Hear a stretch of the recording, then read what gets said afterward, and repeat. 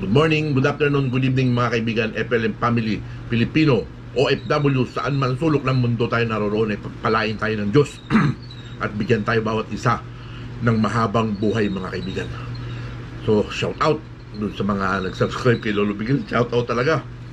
Naalala nyo ba mga kaibigan nung araw? Sputnik ako! Di nyo ako kaya! Sabi ni Leon, Sputnik daw siya. Puta, pinakita pa niyang ganun mga kaibigan. A few moments later.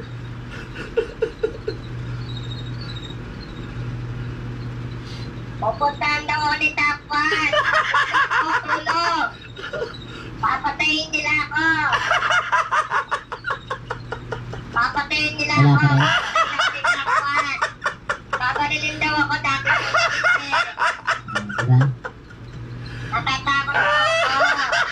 Takpan, tulungan mo ako. Isa pa po, i-play ko pa lang Isa pa mga kaibigan. Pupuntahan daw ulit takpan. Tulog ko, tulog. Papatayin nila ako. Papatayin nila ako. Papatayin ako ni Takpan. Diyos ko po. Babarilin daw ako, dati siyang pulis eh. Naku po. Natatakot po ako. Takpan, tulungan mo ako. Huwag niyo ako kakain.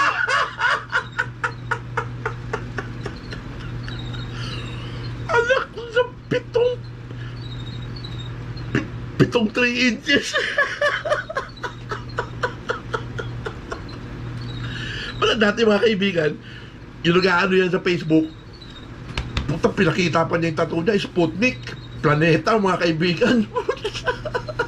Hindi daw siya natatakot. And Sputnik daw siya. Puta kinanta si Ilong, anak ko ng tete.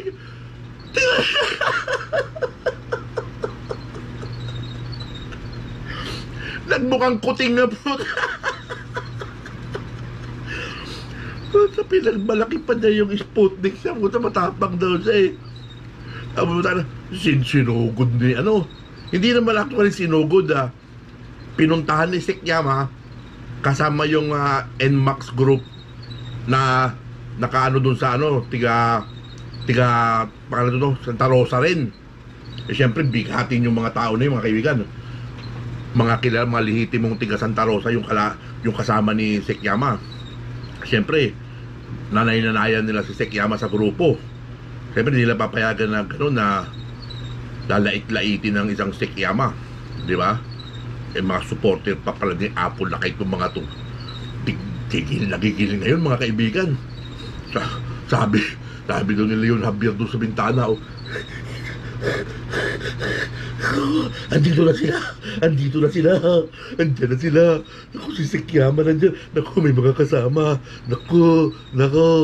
Nagkatarantahan ngayon yung ano, yung mga United Tanga-Tanga Warriors. Gumawa ng mga eksena pa sila. Gumawa pa ng mga eksena. May mga drama pa sila. Ayan, papunta na dyan, papunta na rito, papunta na dyan. Diyos ko po mga kaibigan, bahag pala buntot din dito talaga pag ano na yung actual na ganyan. Punta na dyan, kumain na sila Sekyama. Siyempre kanya nandun ako sa trabaho eh, nakatutok ako mga kaibigan eh. Hindi nga ako mapakali dun sa ano eh. Sa trabaho ko, tatakbo ulit ako dun, sisilip ako dun sa ano eh. Kaya siyempre gusto ko mapanood yung ano eh, naka-team headset ako kanina eh. Magtatawa-tawa ako talaga sa pag napanood dito ng mga kakosa nito, naku po, puta baka tatakalan siguro ito, puta pinahiya mo yung mga Sputnik, puta ganyan ba? Puta nakakahiya ka, Diyos ko po. Tapos nagpunta lang si Sekyama dun sa ano, dun sa barangay. So sasampulan nito si Leon, pati si Sir Tapuan. Pinag-aaralan ni Sir Tapuan, may abogado na doon na ano, na nag-volunteer kay Sir Tapuan, pag-aaralan kung saan pwedeng pumasok yung pwedeng ano, kasi siyempre si Sir Tapuan pinaratangan niya ng ganito, ganyan, di ba? Eh si Sir Tapuan, alam naman natin na may reputasyon na iniingatan si Sir Tapuan, di ba? Maano naman sa kanya, isa siyang profesor ng mga ano, yun naman nagre-review para sa criminology. So yari ito. Yari talaga to si Ilong. Tingnan natin, taranta yung mga ano eh. Tawagan si Inday. Tapos din nung umalis na sila sa Kiyama para kumain, balita ko nagpuslit daw. Pumuslit si Ilong. Nagkapalit yata sila ng suot. Si Ilong yung nakapagsuot daw ng palda.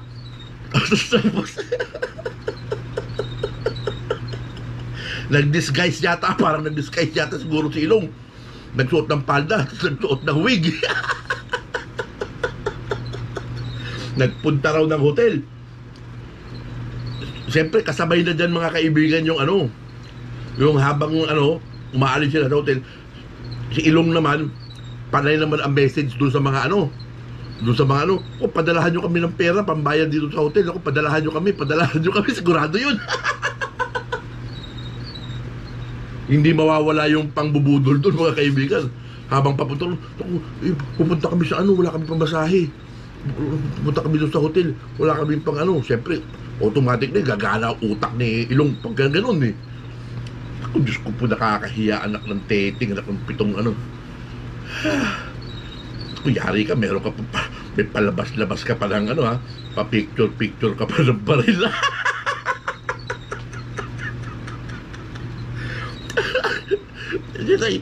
Iputnik ka, gano'n pa ng baril.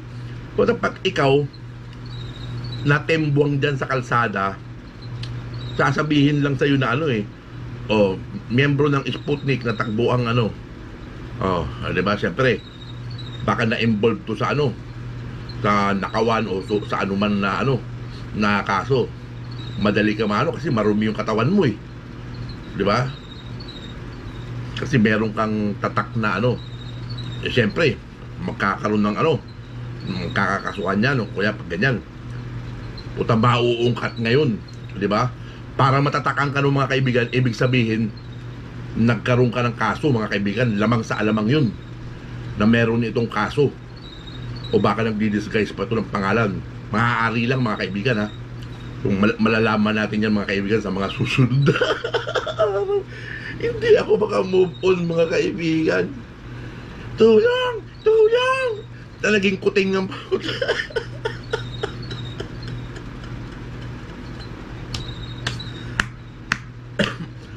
ang galing talaga umarte nito. Tsaka manginginig to mga kaibigan, hindi nalalabas ng gabi to. Magtatago to mga kaibigan, siguro nakaganon yun sa mga bintana. Naku, Diyos na. Naku, Diyos na tiyaman. Ano kaya itsura nung dalawa na yun? Siyempre, patay yung ilaw. Puta, silip-silip lang ng gano'n. Nandiyan pa. Sabi siguro di Ilong, anong gagawin natin? Nandiyan pa. May kasama pa ng dalawa. Nandiyan pa. Naku, may kasama pa yung marami. Baka nasa labas, baka inaabangan tayo. Ay, Diyos ko po. Hindi mo pala dala kalimbang mo.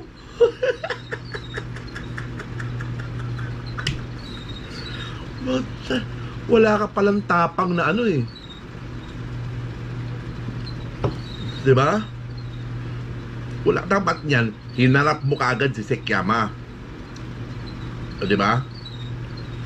Sige Sekyama, kung gusto mo mag-usap tayo, magpatawag tayo ng barangay at mag-usap tayong dalawa. Hindi yung social media kaagad, Inday, punta na NBI, Inday. Naku, doon ka na madadali ka na dyan. Kakahiya ka, diba? Babae lang ang humamon sa'yo. Ano sasabihin sa'yo ng mga kakosa mo? Nakakahiyang Ilong. Tapuan! Tulong!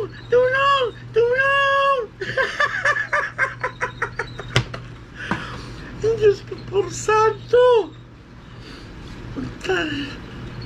Ay, naku po. Meron pang padrama-drama yung mga naka-live yata. Kay Inday yata yun Hindi ko alam kung kaninong channel yun, ano, may mga drama-drama pa sila, oh. Oh, nalampasan na. Ayun pala ba, nasa harapan lang pala ng electric pan, oh. Tol, malapit na ako. Sige, ayun na, malapit na ako.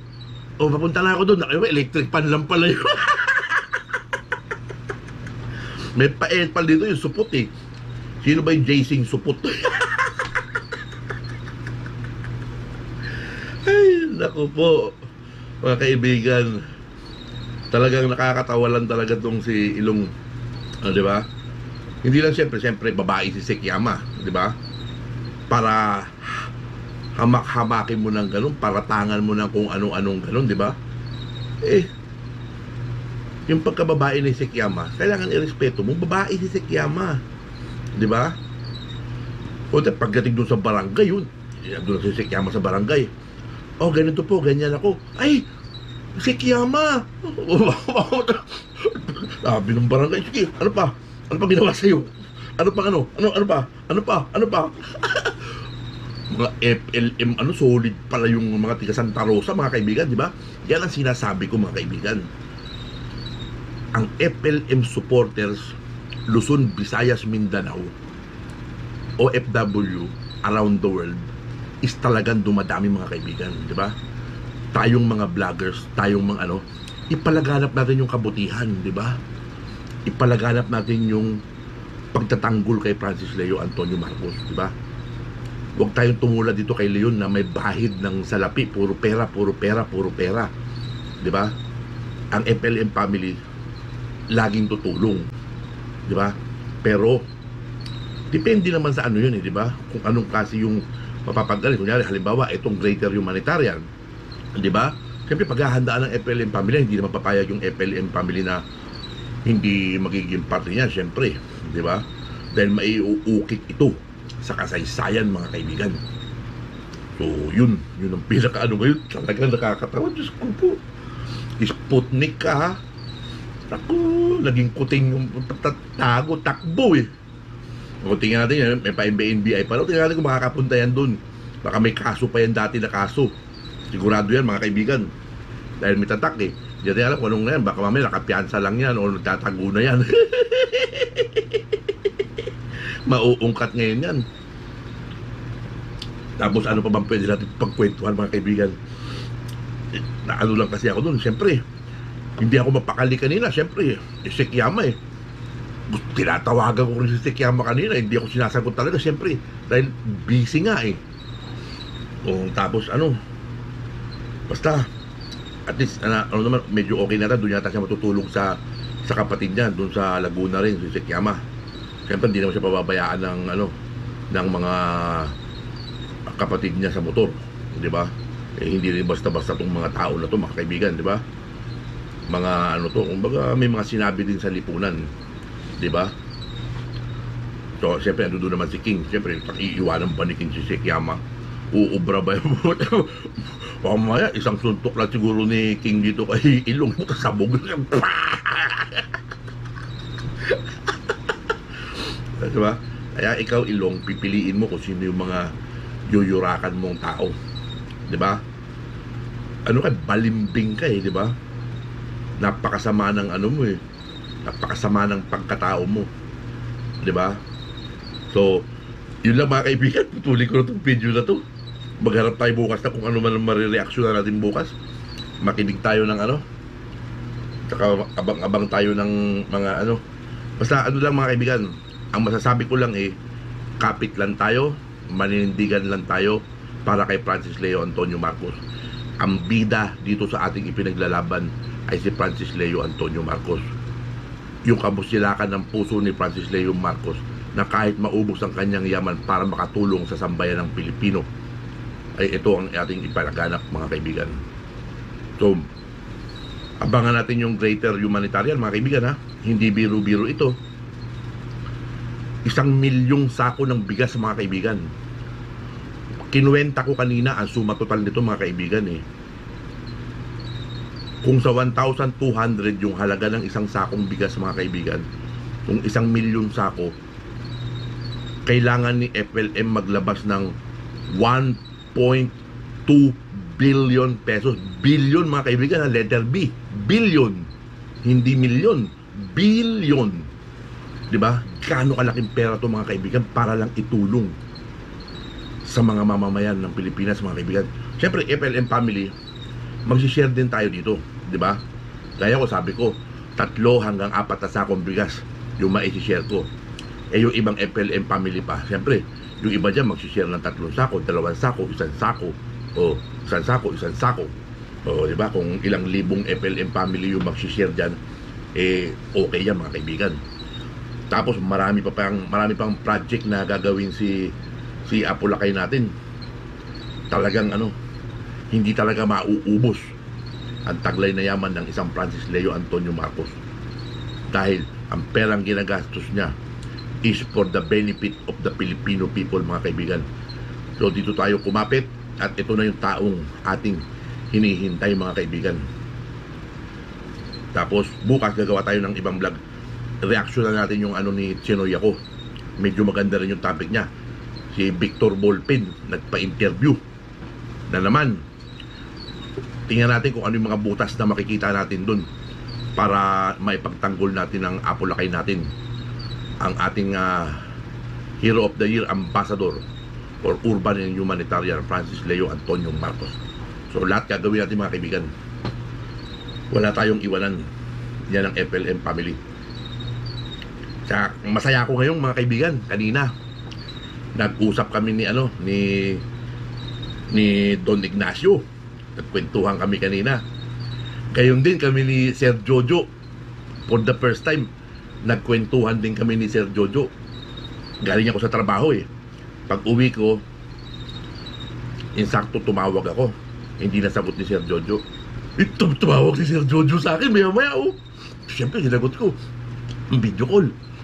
Diba? Private, usapan namin. Ang saya. Ang sarap. Nakapagpalitan kami ng mga opinion. Siyempre, sabi ko sa kanya, kung ganito, ganyan, ganito.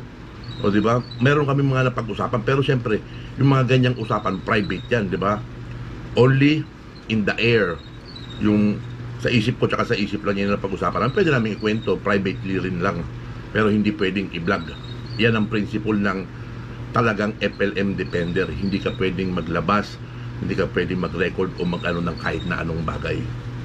Kasi yan, respeto yan sa kapwa mo vlogger na walang sa FLM family dapat hindi na mauso yung mga record ng ganyan na mga conversation na kasi dyan nagmumula yung mga away-away, yung mga di ba? Basta tayo FLM family, magmahalan tayo. Si Lolo Miguel ay hindi magbabago ng paninindigan. Ang paninindigan ko na kay Francis Leo Antonio Marcos lamang. At kung sino din yung mga naninindigan para kay Francis Leo Antonio Marcos, sasamahan ko sila sa paninindigan nila. Yung walang paninindigan kay Francis Leo Marcos is ganun lang sila, di ba? Kasi wala silang paninindigan Yung importante rito, mga kaibigan, yung paninindigan na ginagawa natin. Kasi yun ang masarap dala-dala mo yung paninindigan mo Kahit gaano kahirap, kahit gaano katagal na yung panahon na lumilipas, yung paninindigan mo, susubukin ka talaga niyan, mga kaibigan Talagang ako sinusubok ako ng paninindigan, mga kaibigan, pero pag naiisip ko ang kabayanihan ni Francis Leo Antonio Marcos, tumataas ulit yung moral ko. Lalo na kanina, nakausap ko si Sir Jojo, saka si Don Ignacio. Siyempre, tumataas yung moral ko bilang FLM small vlogger na gumagawa din ng mga reaction video at nagpapakalat ng kabutihan ni Francis Leo Antonio Marcos. Talagang ang sarap, mga kaibigan, pagtanggol Anong gagawin ko? Yun na nakikita ko, yun na nararamdaman ko. Kaya itong excuse me, itong greater humanitarian natin, mga kaibigan, na gaganapin, sana mabigyan ng pansin nila Check Yama or nung ibang FLM defenders o kaya yung mga ibang FLM supporters na malawak yung malawak yung yung tawag dito, yung connection sa publiko, sa ibang mga tao. Na what I mean is, sana maimbitahan ng Team FLM ang Guinness Book World of Record. 'Di ba? Kasi pwede itong mailagay sa Guinness Book World of Record eh. Wala pa ako nakikita na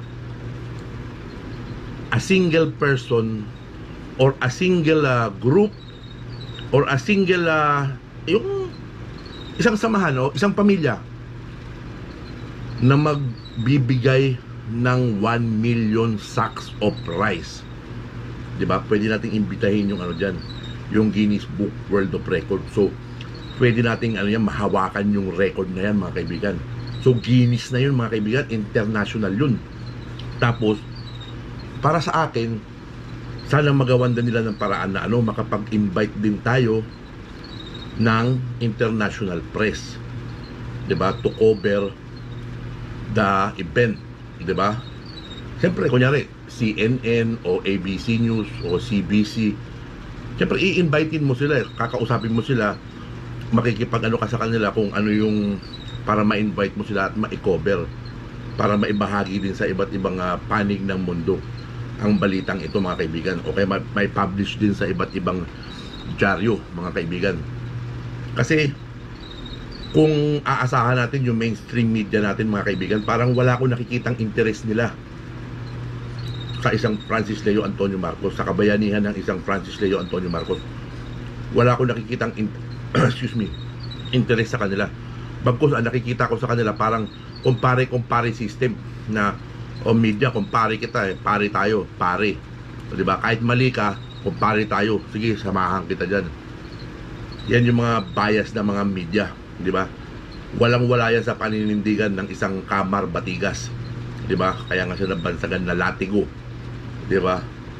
Wala sa kanyang kumpare. Basta sa paninindigan, dun siya sa paninindigan.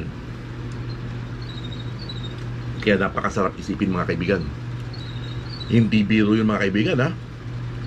1.2 bilyones na pera kailangan ng mga kaibigan. So para maisakatuparan lahat itong ano na to, kasama na siguro yung pag-i-invite ng mga international press, yung venue, yung mga accessories na gagamitin, o tsaka yung mga basta lahat siguro ng mga expenses, mga kaibigan. Pwedeng umabot ito ng ano 1.200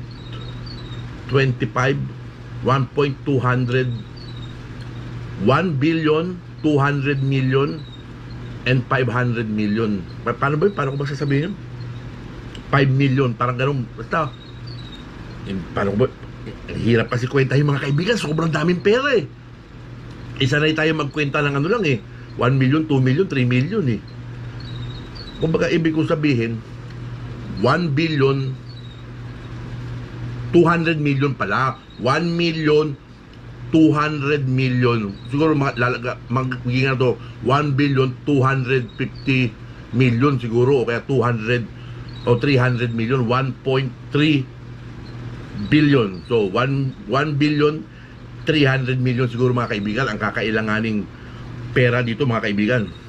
So kung magsishare ang mga FLM family worldwide para sa great event na to, mga kaibigan, napaka-ano na to, mga kaibigan, di ba? Isang buhos ito, mga kaibigan eh. Hindi naman buwan-buwan meron eh, di ba? Kumbaga siyempre ang FLM family gusto rin makipag-participate, di ba? Kaya nga ito, pinaghahandaan ito, alam ko, ng karamihang FLM family. So baka makapag-ambag tayo rito, baka gabuhok lang yung pera na maiambag natin dito, mga kaibigan. Baka sa pamasahe pa lang, sa mga accessories pa lang, baka kulang pa yung iaambag ng FLM family worldwide eh. Diba? Sa dami ng aasikasuhin dito, mga kaibigan, in the shortest time, January na ngayon, February, March, sa anniversary daw yata ang ano, sa anniversary gagawin yung humanitarian na yun, mga kaibigan. Grabe yun, mga kaibigan, diba? Isipin nyo na lang, mga kaibigan, saan manggagaling yung pondo na ganun, mga kaibigan? Di ba? Kung walang kakayanan ang ating Apulakay, di ba? Kung wala siyang access sa ganung kalaking halaga ng pera, di ba? Perma lang, mga kaibigan, di ba? Kasi nga ngayon hinihigpitan daw yung mga abogado eh. Parang ayaw na yata parang ayaw nang padalawin yung mga abogado doon, para hindi raw makapirma ng cheque. Parang ganun yung paghaharang na ginagawa nila eh. Parang ano talaga, ayaw nilang mabawasan yung pera eh. Parang ganun yung nangyayari nga. Oo nga no, mga kaibigan. Parang ganun nga yung nangyayari. Baka iniipit nila si Apo Lakay para hindi makapirma ng pera, ng mga cheque. Di ba? Baka may masama silang balak sa taglay na yaman ng Apo Lakay natin, mga kaibigan. Ay hindi sila magwawagi niyan. Kasi ang interest nila, pansarili nila, mga kaibigan. Kaya hindi sila magtatagumpay, sigurado yan.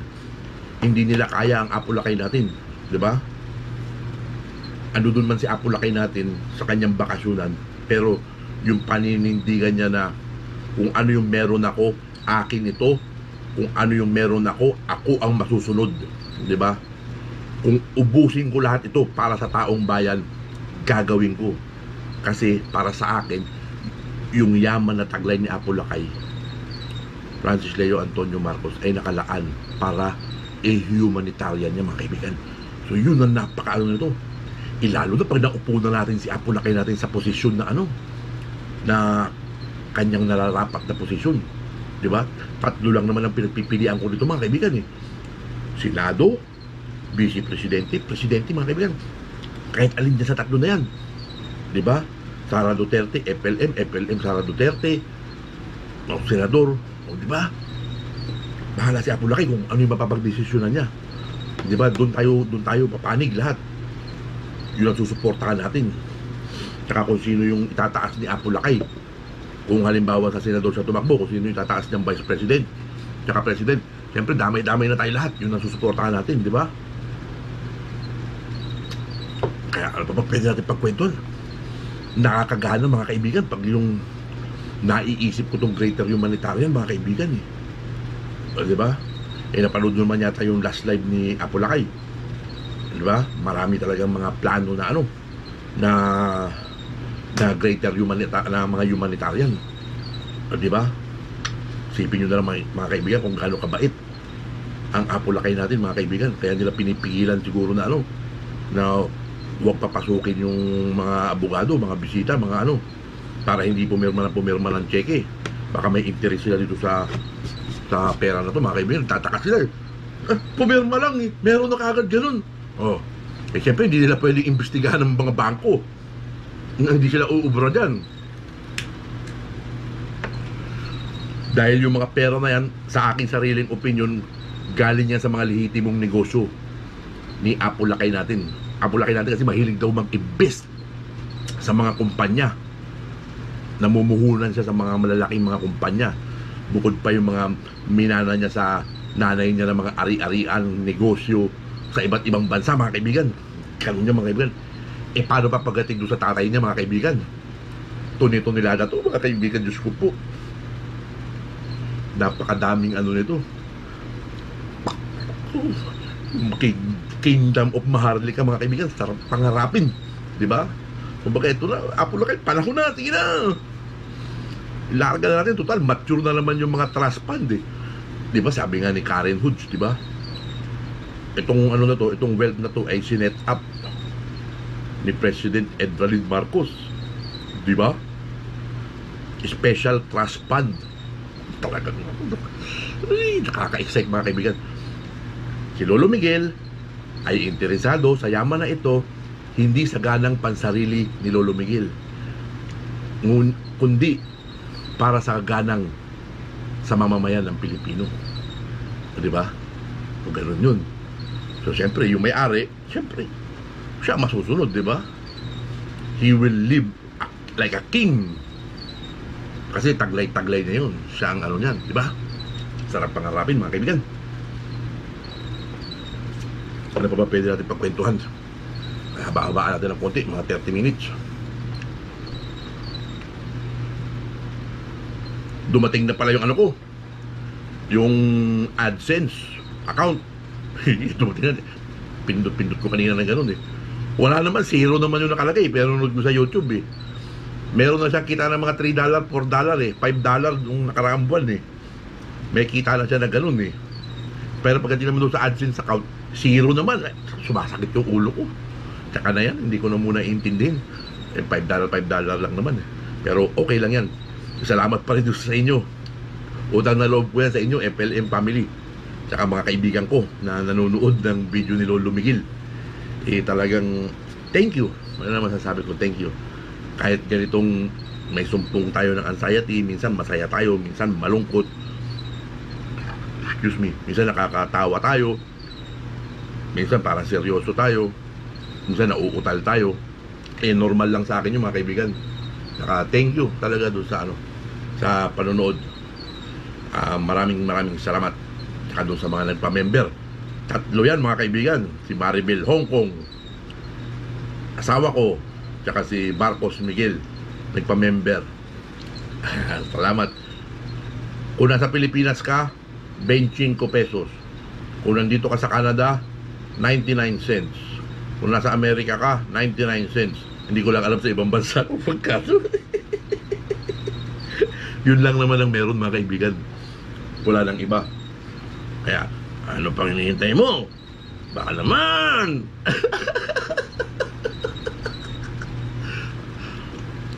Platform naman ng YouTube yung mga kaibigan. Ano lang yun? Kumbaga, kung may magpa-member ng 25 pesos, edi, thank you. Kung wala, thank you pa rin. Kasi nandiyan kayo. Diba, kumikita naman ng 10 cents, 5 cents yung mga video. Okay lang yan. Hindi naman tayo full blast na talagang kailangan kumita ang YouTube. Hindi. Kumbaga, siyempre yung time effort lang, yung consuming lang ng time, yung pagbablog ng ganito, yung pagsasalita. Siyempre time consuming yan eh. At least, may senti-senti mo naman na dumarating. Okay na ako dun. Diba?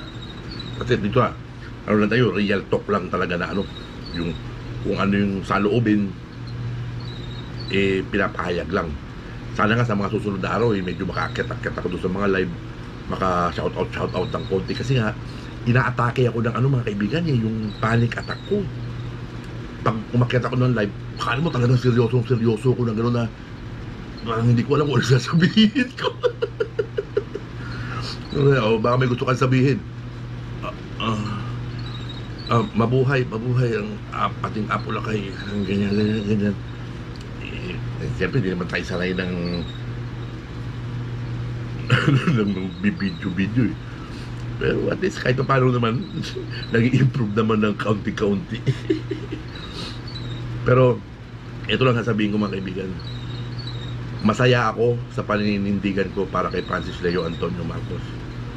Kasi naniniwala ako na si Francis Leo Antonio Marcos ay iniipit lang sa kung anong dahilan man ito.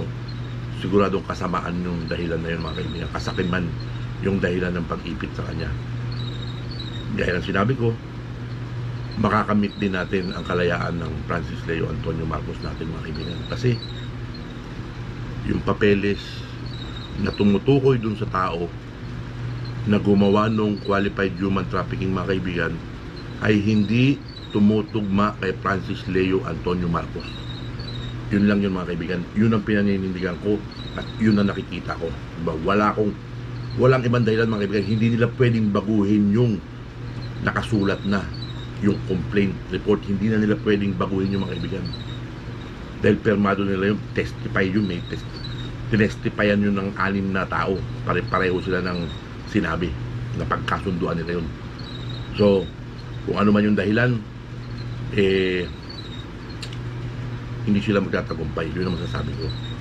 Dahil ngayon, tayo na ang maglalatag ng ebidensya. Di ba? Kung ano-ano pa yung mga sinasabi nila na lahat yan dito. Bring it to the court, sabi nga ni Apulakay natin. Then, sa korte, dyan na, si attorney na ang bahala dyan. Kayang-kaya na nila yan. Di ba? Para sa akin, hindi magkasalita ang isang attorney na hindi ko itataya ang pangalan ko. Yun, alam ko na, yun na yun. Ibig sabihin ng mga kaibigan. Yung attorney na nagsalita na hindi namin itataya ang pangalan namin. Di ba? So, siyempre, may mga grupo to, may mga to. Siyempre, mag-i-spread na yan, mga kaibigan. Lalong-lalo na nung tumanggap ng Hero Award yung Apulakay natin, mga kaibigan, di ba? Parang bomba na sumabog doon sa mga kalaban natin, di ba mga kaibigan? Hindi nila alam kung paano nilang i-debunk yung award na yun mga kaibigan eh. Di ba? Dahil hindi rin basta-bastang award giving body ito mga kaibigan. 15 taon na sila nagbibigay ng Gawad Hero Award. Ambassador pa nakuha ng Apulakay natin, mga kaibigan. Heroes for Ambassador, di ba? Sa lahat ng Hero of the Year, si Apulakay natin yung nakatanggap nung Ambassador, yung pinakamataas na parangal para doon sa mga Hero of the Year. So mabuhay ka talaga, Apulakay Francis Leo Antonio Marcos. Alam ko malapit na, nararamdaman ko yan. Wala akong nakikitang dahilan para hindi natin makamit ang iyong kalayaan. Gaya nga sinabi ko, yung pinaninindigan ko, yun ang pinaninindigan ko. Doon ako kumakapit dahil yun ang totoo. So, Pilipino, OFW, FLM family, saan man sulok ng mundo tayo naroon, ay pagpalain tayo ng Diyos lahat at lahat tayo bigyan ng mahabang buhay at mas lalong paninindigan para kay Francis Leo Antonio Marcos. Walang iwanan, mga kaibigan. Abiyag ka, Francis Leo Antonio Marcos. Abiyag kayong lahat. Tayong lahat, abiyag tayong lahat. Bye.